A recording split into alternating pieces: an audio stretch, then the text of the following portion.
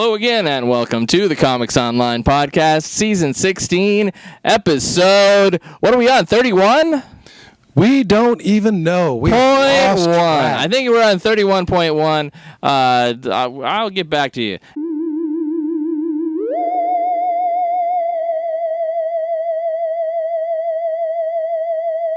Anyway, 31.1, here we are back again. It's been a little while. I've been away. We've got this week, we've got next week, and then I, and a big chunk of the Comics Online folks are going to be at San Diego Comic-Con, so don't miss that. In the meantime, of course, like I say, we've got this week and next week, so let's go straight to that with my co-host, Troy David Phillips, store manager here at Flashback Comics in Woodbridge, Virginia.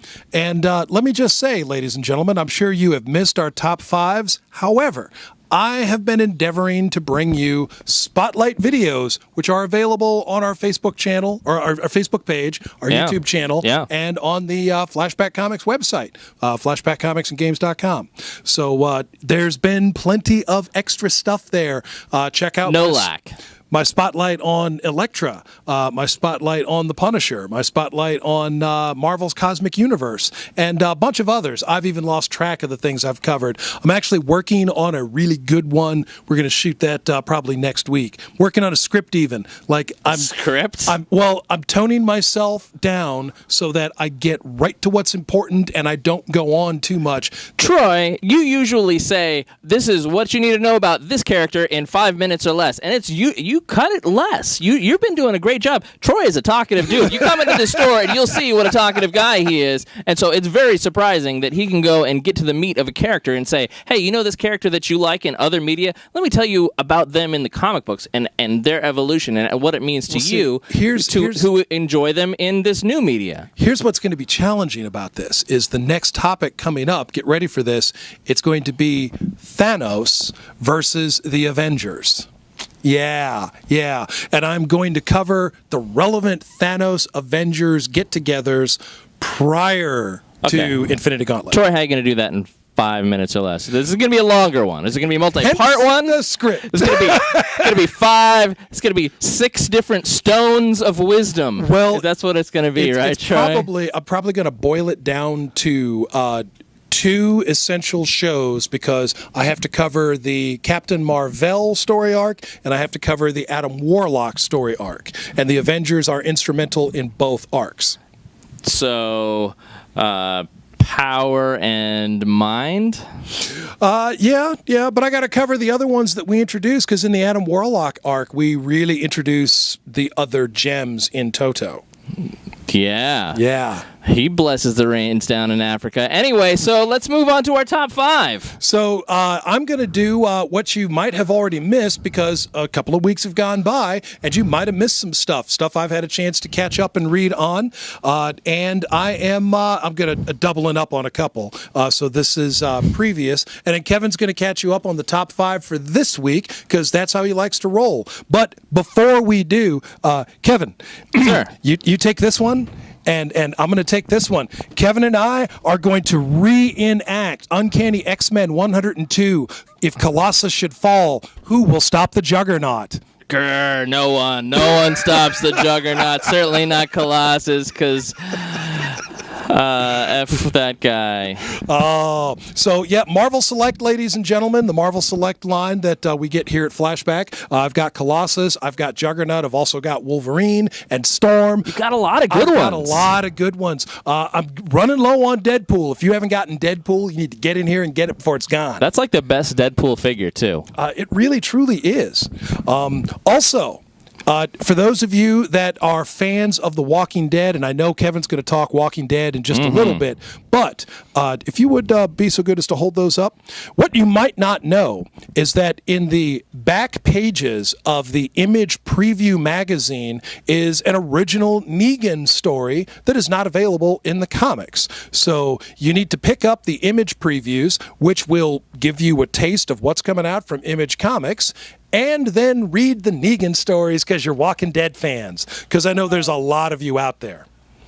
Oh, so they're little short stories. Yes, they are. They're little short stories. I know Kevin has missed out on these up to this point, but I'm going to hook him up because that's what I do.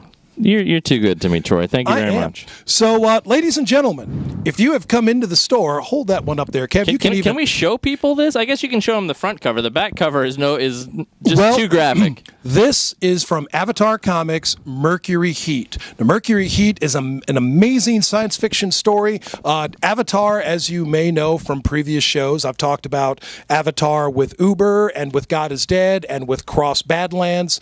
And here's the thing. Mercury Heat is also very violent, very graphic, strong language, but it's a very good story. Hardcore sci-fi with a touch of cyberpunkiness to it. I've told a lot of people about this here in the store. This particular story arc actually features a crossover. Crossed in the future on a space station. It's cool. Page 1, you ripped out my spine. So, the back cover, this is a wraparound. So it's, I can't show you the back cover. It's ultra violent. But if you are, in fact, over the age of 18 and you don't mind a little hyper violence in your comics, Mercury Heat, Kieran Gillen and Nahul Lopez, crossover. It's so good. Yeah. All right. Now, I'm moving on to the next thing you should be checking out, which is this is All New X-Men. Now, if you've been following the X-Men family of comics, that's All New X-Men, that's Extraordinary X-Men, that's Uncanny X-Men. We have been doing the Apocalypse Wars. Kevin's fingers are covering up the logo at the bottom there. The Apocalypse Wars. Each book is following an apocalypse arc. They're all interconnected, but they are separate unto each book. In the pages of All New X-Men, we've actually traveled into the past. We have taken Kid Apocalypse, and he is, of course, confused for the Elder Apocalypse in the time of ancient Egypt, in the time of, believe it or not, Ramatut. Kid Apocalypse is my DJ name. That's my 1980s rock and roll cover band. Nice. So check out All New X-Men for this installment of the Apocalypse Wars if you haven't been checking that out. You can also come in and ask me about Extraordinary X-Men, which I also love, and Uncanny X-Men, also written by, that's Kieran Gillen as well. He's doing such a good job with the... Geez, help me out here. The anti-hero characters, sure. The Magnetos and the Mystiques and, what have you. And it's All been New X-Men, really it's got Marc Bagley on the art, and I miss, old school Ultimate Spider-Man, so. Well, I miss New Warriors, but, what are you going to do? I don't know. we could restart that team with an all-new lineup. Let's do that, Troy. Yeah, hey, and Fabian DeCisa can write it. I thought we were going to write it. Oh, we can edit. Okay. Group edit. And then it'll be us and Night Cheesy. Yeah. All right. Amazing Spider-Man. 14, Troy. Yes, indeed. Amazing Spider-Man. Have you been following this arc with this character, Regent, who is capturing heroes and stealing their powers? Sorry for the spoiler, but this is not new. And there is a new Amazing Spider-Man this week. This is the previous issue. Spider-Man comes out twice a month. So Spider-Man has been, in my opinion, a really good read. I'm not going to say that this is the greatest Spider-Man of all time, but I am going to say that the Peter Parker as head of Parker Industries, this is different from Spider-Man that we have had in the past. Now, I remember Regent coming out of the Secret Wars, the recent Secret Wars. Where was he before that? Had he existed before that or no? I don't believe so. But what's relevant here is that Regent is responsible for the metahuman prison, or so he claims. What he's actually doing is he's capturing superhumans and stealing their powers for himself because he feels that all superhumans are out of control. Speaking of Superman, there's nobody more of a Superman in Marvel than Hyperion. Or Gladiator. I would have accepted Gladiator from the Shire Imperial Guard. There you go. Or the Blue Marvel. Oh, yeah. Or Sentry. So, ladies and gentlemen, Hyperion. Now, this here is Hyperion number 1. We are actually up to Hyperion issue number 3, but I pulled this one out so you could see the story at the beginning. Hyperion unfolding from the pages of Squadron Supreme. This Hyperion is the Hyperion who appeared in the New Avengers prior to Time Runs Out, prior to the Death of the Universe, Secret Wars, and the relaunch of the all-new, all-different Marvel. Here is Hyperion Hyperion in a story on his own. And he's cruising around without a costume in most of this book here, as far as I can tell. And he finds yet another circus full of evil people. Like you do.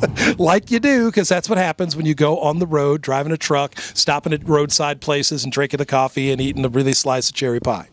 So, Hyperion, I would strenuously recommend checking that out if you're already a fan of Squadron Supreme. And if you're not checking out Squadron Supreme, I definitely recommend that one. Now, lastly, I'm bringing it up here. Two things. I don't talk about it very much here at the on the show, but I'm actually a very big fan of the Marvel iteration of the Star Wars family. Now, we have the main Star Wars book and the Darth Vader book, and we've had a succession of very good limited series, including Mark Waid's Princess Leia, including the Lando Calrissian, the Journey to the Force Awakens, Shattered Empire. There have been a lot of good Star Wars books. The Force Awakens is an adaptation of the film, and so far, so very good. And Kevin is holding in his hands the Han Solo #1. This book is beautiful. Marjorie Liu does the art, Brooks Obach. The art is great. The story is good, solidly good. This is only the first issue, so if you haven't gotten this, you haven't missed much. #2 drops this week. That would be July the 6th? The 6th. So July 6th, 2016, Han Solo #2. But I still have Han Solo #1 on the shelf. That's something to get excited about. I still have The Force Awakens on the shelf. That's something else to get excited about. And when you come into the store, why don't you ask me about Poe Dameron?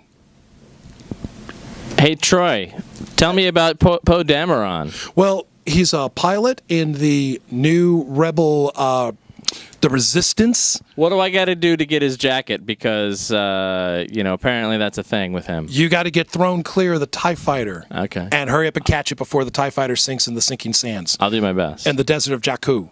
Okay. Which is even worse than the desert of Tatooine. And I didn't think that was possible. No kidding. So that's my stack, ladies and gentlemen.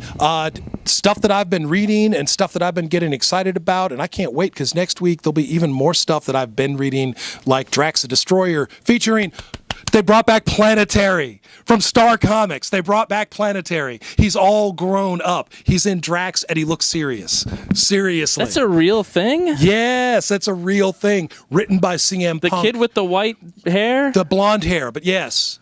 Wasn't he blonde? Or maybe he was platinum blonde. I thought it was like platinum blonde. He looked like a Richie Rich style, Harvey style character. Yeah. Okay, now he looks like a grown-up character in Drax the Destroyer. Seriously. From Star Comics. Seriously. That's funny. So, folks, if you're not familiar with Star Comics, back in the late 80s, or mid to late 80s, 1986. Marvel came out with a line of kids' comics, and this was Star Comics. And one of them that you may be familiar with is Peter Porker, the Spectacular Spider-Ham, the pig version of Spider-Man. And they did, hey, let's do funny animals versions of our like Top comics. Dog. Yeah, like Top Dog. And Royal Roy. There you go. And so they basically just kind of said, you know what, we like what Harvey's doing, we're going to do that, and they did it.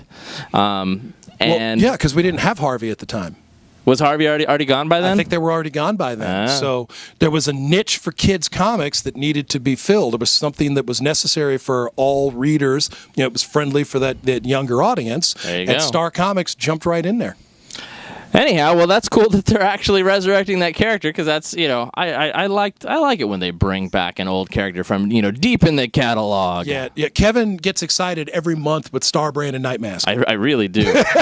And because Greg Weisman is doing it, and we love Greg Weisman. Whatever he does is, turns to gold. So, anyhow, so this week for my stuff, Troy, The Walking Dead. Of course I'm going to pick The Walking Dead. Oh, is it a week when The Walking Dead comes out? Well, then I'm picking it because that's what I love to read. That's my first pick of any time, and it's been fantastic. As you can see on this cover here, you've got Alpha, succumbing to a kiss by Negan. What's going on?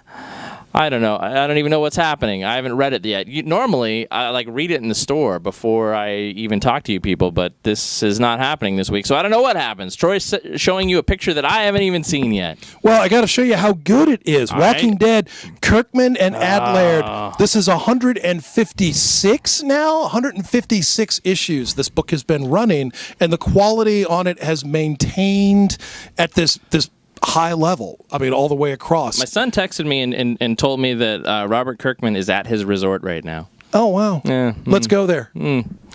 Anyhow, Amazing Spider-Man, number 15. Hey, guess what? It's my pick as well. We don't need to talk about it anymore, but hey, we've got Iron MJ.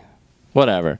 Iron MJ rules. The new Iron Spider? What? Oh, my God. She's wearing the Iron Spider costume from the first Civil War. And she looks so much better in it than Peter ever did. That is true. Then beyond that, hey, you know what? You know what I liked? Justice League back in the day. Like, you know what? I liked the old... what's that? The one where Red Tornado went when it changed to Justice League of America from JLA. The old Brad Meltzer series. Oh yeah, I was loving that. And Justice League of America. Yeah, exactly. Yeah. Well, here we've got a Rebirth again, and you know what? I'm interested to just kind of dip my toe into the Justice League waters once again because as you know, watchers and listeners. I have not been all that thrilled about New 52, but now DC has seems to have chilled their beans or whatever you'd like to say, and is coming back to their roots and being less objectionable to me personally, and look, they're doing good again. Well, here's the thing, just to help clarify any possible confusion that's out there. Justice League, during the initial stages of Rebirth, did not renumber. So while Batman went to number 1, Superman went to number 1, Detective and Action reverted to their classic 900-plus numbering, Wonder Woman went to 1, Flash went to 1, Justice League started the Rebirth with issue 50, gave us a retro story, a flashback story with the Justice League and Dick Grayson as Robin in 51. And then in issue 52, we met the new Man of Steel, Lex Luthor, in a supersuit. In any event, Rebirth has now brought us to Justice League number 1. So continuing those story threads, yes, but also going into the new storylines together. Is New 52 gone? No, it's not gone. It's just been blended with even more good stuff. Whatever he said, I'm just going to believe him for the moment, and I'll report back to you and tell you the real deal. Hey, you know what else is great? Peter David, and you know what he's writing still? Amazing. No, just kidding. The Regular. Nope, just kidding. Spider-Man 2099. Yes, indeed. It's, Spider-Man from the future in the present. It's the future today. So, I don't know how many of you have been reading this book. You need to, because it is Peter David, and it is fantastic. So, our Spider-Man 2099, unlike the previous series, which was actually set in the year 29, this is our Spider-Man brought into the 21st century. So he's here in the past to erase a particular event and change his timeline for the better. He had not been successful up to this point. However, his multiple trips back to see his progress and then returning to the past, well, it's led to something bad. A lot of bad things are happening and converging here.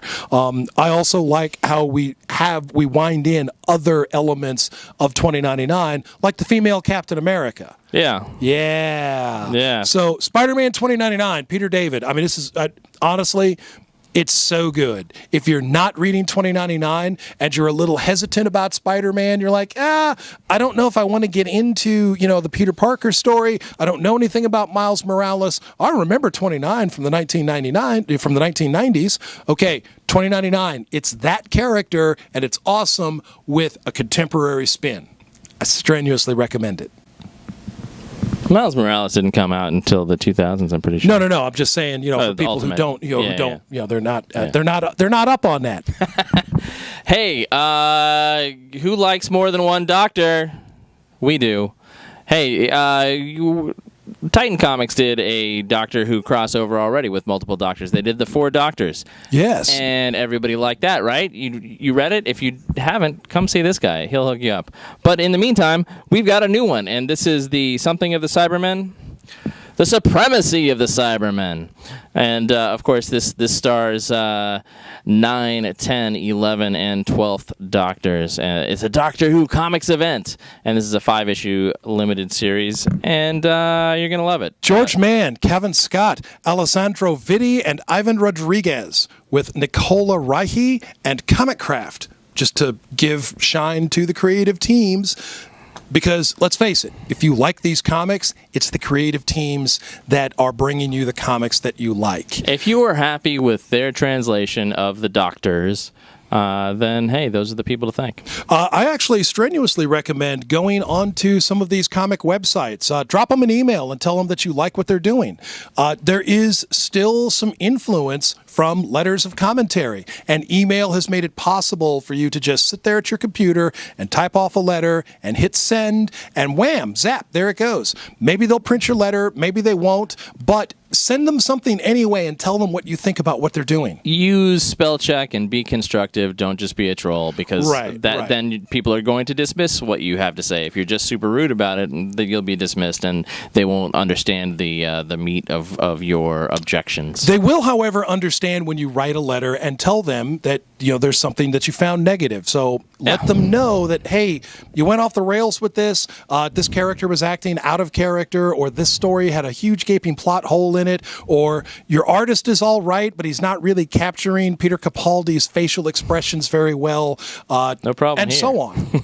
Let them know what you honestly think. They want to hear this. These guys, they have some pretty thick skin. They could take a little bit of criticism. Indeed. So, Troy. So, Kevin. So this week, I don't believe we have the regular full podcast, but you can listen to Comics Online Pirate Radio. I believe we're going to have a show that is recorded Thursday, and you can listen to that live. So just follow us on Facebook and Twitter, and you'll find out when that is. I believe that's going to be 7:30 Eastern Time if you want to listen to it live. And of course, if you don't want to listen to it live, the next day it will be up for your download. At will. It'll be edited with pretty intro and outro. So that's a thing. And yes, over on the YouTube channel and on our Facebook page, I've started to notice some comments. People are asking, hey, you should do a spotlight on such a character or such an event. Continue to give me those things, and I will work them in, time permitting, and I will see if I can't satisfy everybody's request. If you have not checked out the Flashback YouTube channel, you should definitely check that out. There's a lot of spotlights there. There's our previous top 5s. Maybe the weeks have gone on, but what the heck? Get a little synopsis on some of the things we've talked about. And now and again, Kevin will do something funny or say something funny, and I will be there to make fun of him. That's true. That's definitely true. But yeah, for when it comes to any sort of request you have when it comes to Flashback, definitely hit us up on the YouTube. When it comes to Comics Online, hit us up on the Facebook or any of any social media, and let us know what you're looking for, whether it's as far as reviews or news, but also interviews, because like I say, we're about to hit San Diego Comic-Con, and we have a lot of opportunities. And so if you have questions that you'd like to have asked of the creators and stars of your favorite media, whether it be comics or TV or movies, let us know, and maybe we can ask your question for you. Yes, indeed. So you ready for some dinner, Kev? I'm ready. Okay. We'll see you next week. Yes, indeed. From leaping tall buildings to going off like gamma bombs. Switch your internet browser to ComicsOnline.com.